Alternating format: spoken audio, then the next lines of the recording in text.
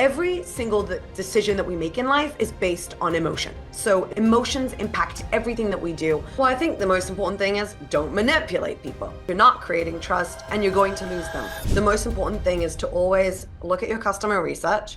What are people looking for? How does your product solve this for them on an emotional level, and provide that? Any dark patterns, any manipulation that you do in the long run isn't going to work. So much marketing you can do, but at the end of the day, if you're Googling for something or you're using ChatGPT, you're going to end up on Reddit. So many people end up on Reddit or on LinkedIn and they're having authentic conversations with people. The research is the most important thing. It is very, very hard to accept that because most people want to just skip the foundations, but your competitors are also skipping the foundation. Then you will be in a place where you have a lot more insights than your competitors and you'll be able to really leverage those.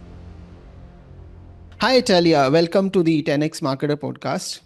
Why don't you quickly introduce yourself and then let's get into the episode.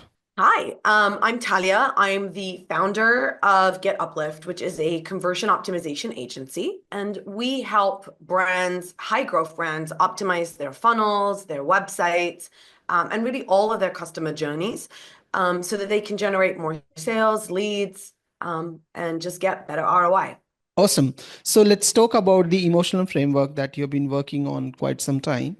And I'll start with the framework that you built around the emotional targeting. Now, there are two questions to start with. How do you define emotion in the context of conversion? And second, why is it more powerful than features, benefits, value add, whatever you want to call it? Great question. So I guess to get started, I should probably say that I've been doing conversion optimization for many, many years, probably over 15 years now. And when I first got started, I tried the tactical way of conversion optimization, which means, changing elements on a page in some hopes that it will increase conversions. So you change a headline or you change an image or you reduce a form field and you hope that that will generate change. The problem with that is that I very quickly noticed that that doesn't actually make a lot of difference. And even if it does, it's not something scalable. And because I was in charge of helping my clients drive more sales and leads, I wanted to better understand how to do that and create a better system. And to do that, I understood that if I want to increase conversions, I have to understand how people make decisions, how they make buying decisions. Because once a person makes a decision, that's a conversion. So I started studying and going kind of back to really the research to understand how do people make decisions in life. And what I understood without a shadow of a doubt is that every single decision that we make in life is based on emotion. So emotions impact everything that we do. Now, this isn't something that I've invented. This is something that neuroscientists, psychologists, and really the biggest brands in the world know, that every decision in life is led by emotion. So if I want to help my clients increase conversions, I need to understand the motivations, the real intent, the real emotions that stand behind a purchase. And that's kind of where I got on this road, and I'd say the rabbit hole of understanding emotions and really diving into, okay, I'm going to understand what emotions impact my prospects, and then I'm going to create a funnel or a landing page or an email or an ad that will appeal to those emotions, that will meet people where they are on an emotional level. So I'm not talking about manipulation, which I think a lot of people think about when you think about, oh, using emotion, like let's make people feel anger, let's make people feel jealous. That's not the point. The point of emotional targeting is identifying the emotions that your customers, that your prospects are already feeling and meeting them there and saying, look, I know how you're feeling. I know the biggest pains that you have, the challenges that you're going through, and we are the best solution for you because we can solve this. So that's kind of just taking a step back for a moment to just talk about why this even matters, because emotional targeting, this framework that I built, is all about identifying those emotions, understanding what people care about, the biggest pains in life, their biggest desired outcomes, how they want to feel about themselves, how they want other people to feel about them.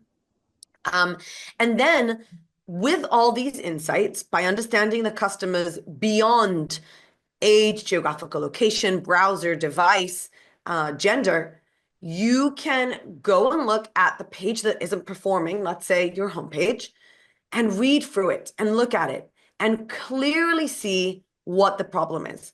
Because I would say, and I would argue, that the biggest problem with conversion optimization isn't launching an A/B test. It isn't figuring out where the problem is in the funnel. It's knowing what changes you can make that will actually increase conversions. So when you're armed with these kind of insights and you understand your customers better, you can then look at your website and your whole customer journey from a different lens.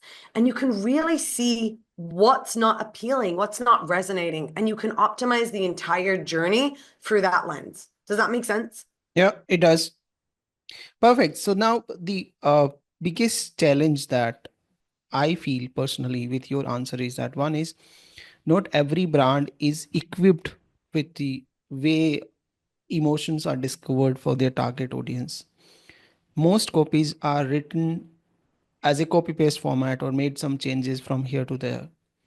And maybe that is one of the reasons why people are not able to convert their customer. So one clear aspect or the missing aspect is the voice of customer. They don't really have a way of capturing the voice of customer, understanding the real emotions or feeling people have about the product. So in your framework, suppose there are situations where using the emotional intelligence, maybe I'll call it emotional intelligence, while dealing with the customers, you got some counterintuitive or surprising results that otherwise might not have been possible. Oh, for sure. I mean, I would say that every time we do this process and we go through the framework, we uncover incredible things and we're able to drive meaningful results for our clients. And the reason this happens is because we go deeper into the data. So marketers are really, I would say, flooded with data, and Mm-hmm. we're told to be data driven. So we think about graphs and reports and pie charts, and we think about behavioral data, time on site, scroll depth. We think about very specific metrics, Mm-hmm. and we also think of our customers as segments. And how Mm-hmm. can we put them in different buckets? And we forget the emotions, we forget the person behind the screen, we forget that they're not robots or ATM machines. Yep. They're actual people with emotions and feelings.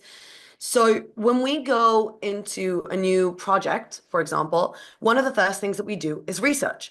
Mm-hmm. We dive into who is your customer. You've identified three types of customers that are the most important to you and your best buyers.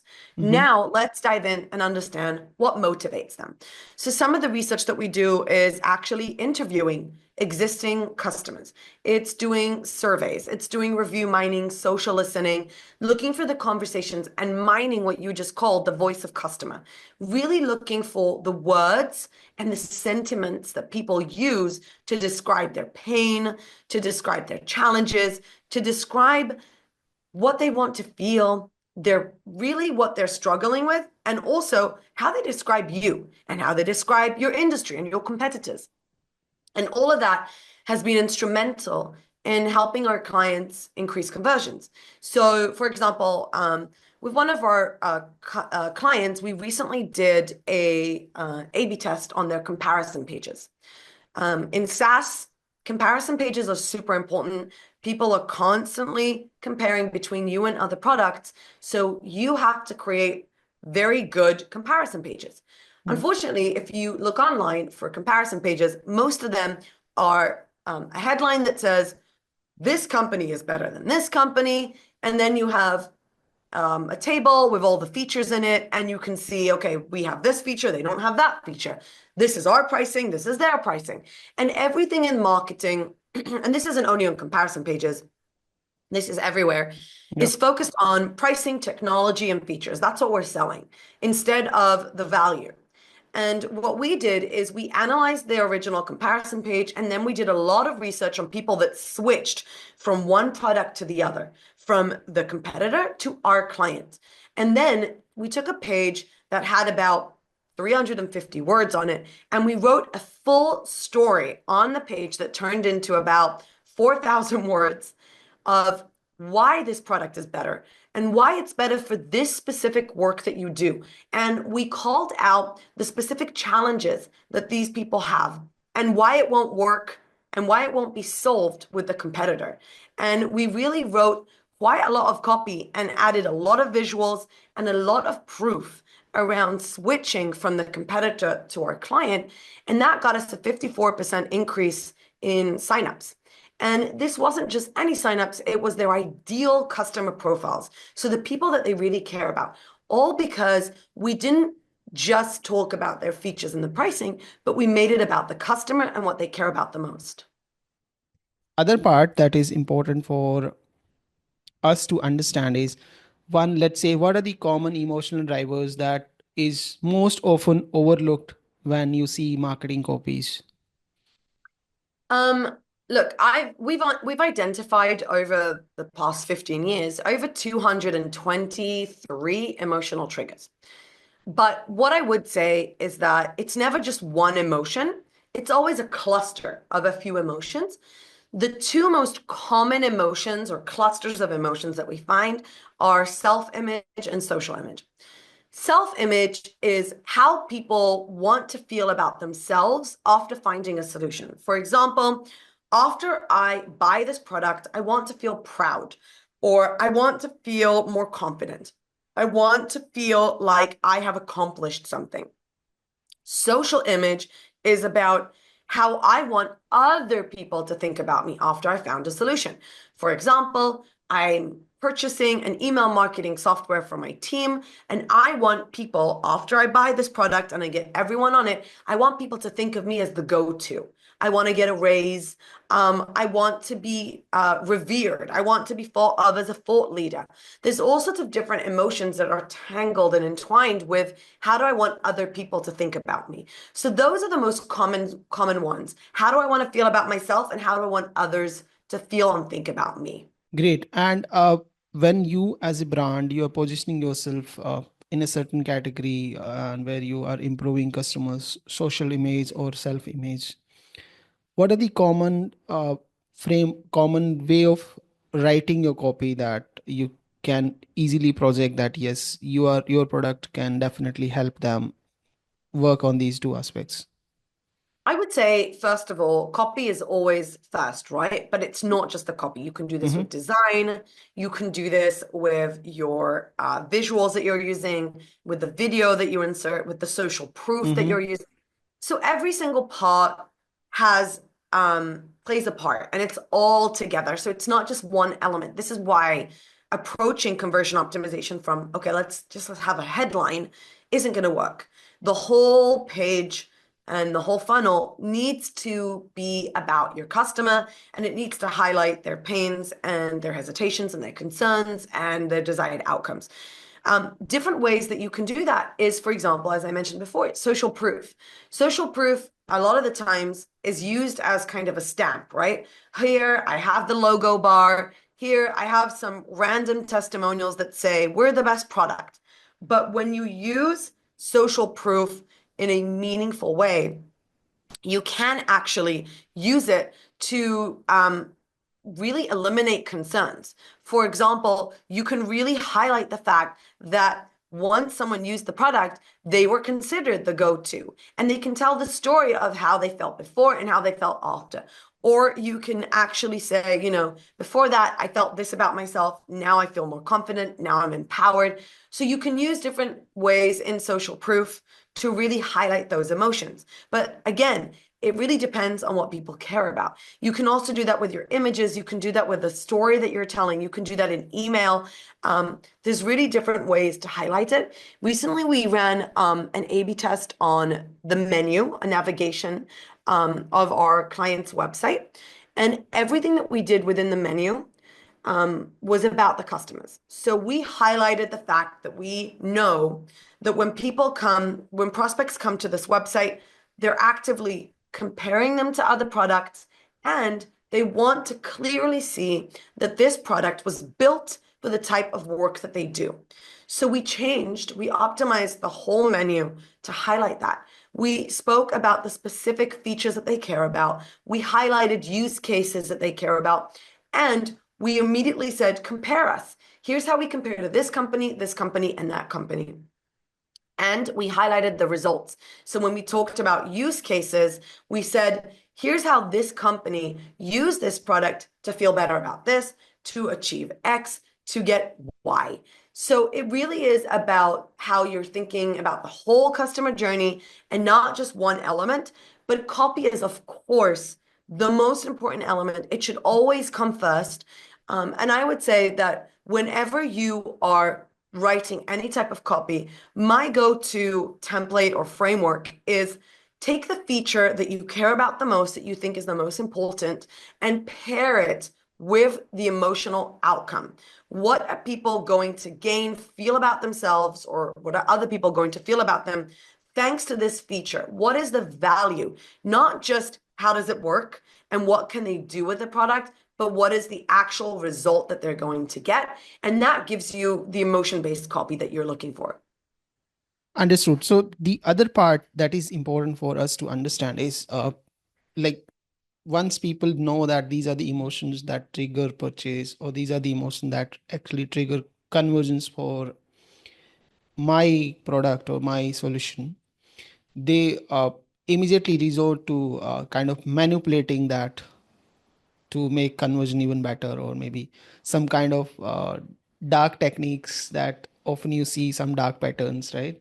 So how do you stay, one is how do you stay clear in your communication, how do you evoke trust, because I think trust is also a very important factor when you are triggering certain emotions in people, and how do you steer clear of any kind of manipulation while trying to communicate the right message to your audience?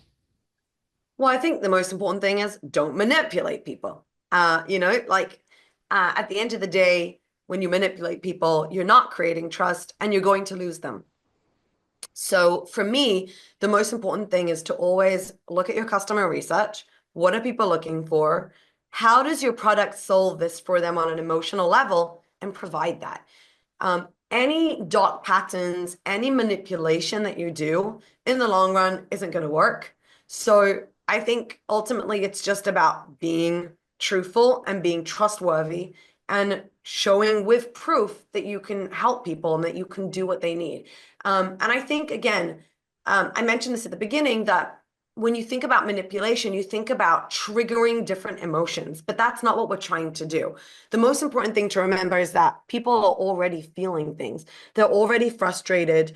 They're already feeling like they're overlooked, or they're feeling that they are overwhelmed with the amount of work that they have to do, or they're feeling that none of the tools out there are helping them get the work done.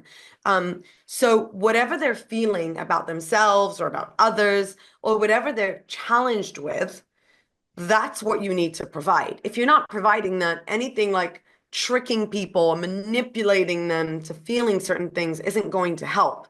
And it's True. not going to get people to choose your product. So it's not just a dark pattern, it's a bad strategy. True. It's like you are getting it once and then people just backfire with a lot of negative reviews everywhere. So you don't stand a chance to recover.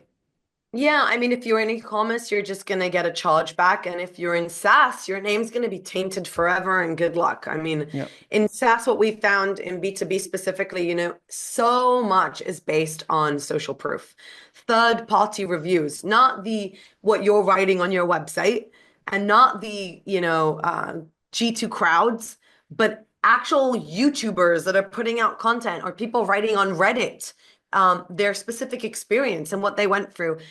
In fact, there's so much marketing you can do, but at the end of the day, if you're Googling for something or you're using ChatGPT, you're going to end up on Reddit. So many people end up on Reddit or on LinkedIn, and they're having authentic conversations with people. So if you're not being trustworthy, there's no way you're going to be able to scale that and yeah. become, good at what you do.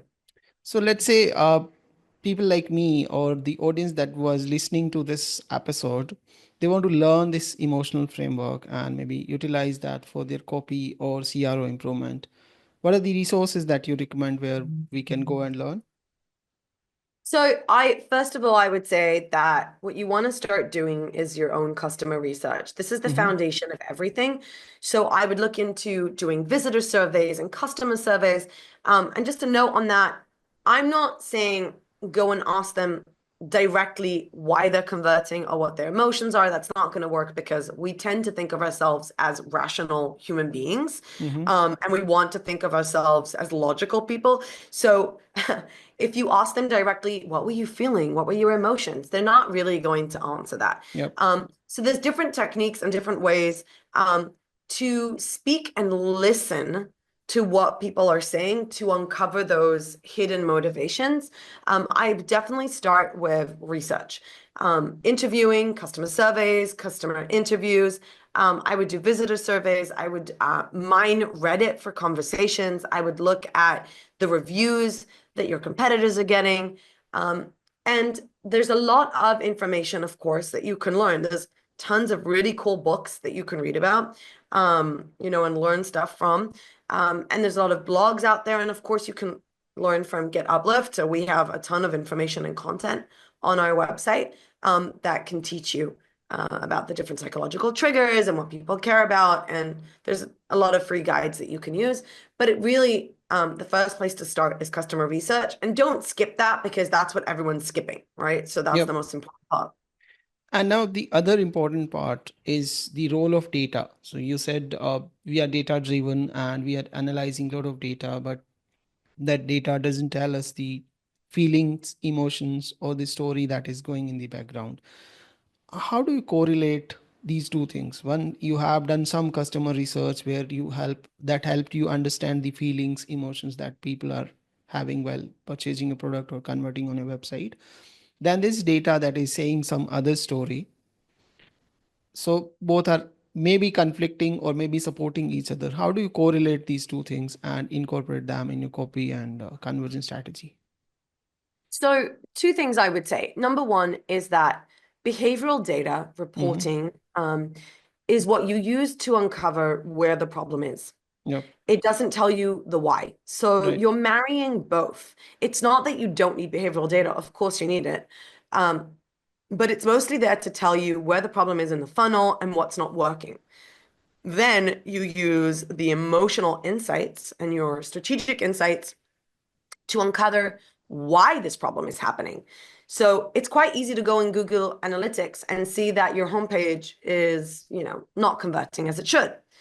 What you need to do is then do your customer research and the emotional targeting research to identify why this problem is happening, what's not resonating, what's not clicking, what are you saying that may not be right for your customers or what's missing on your page.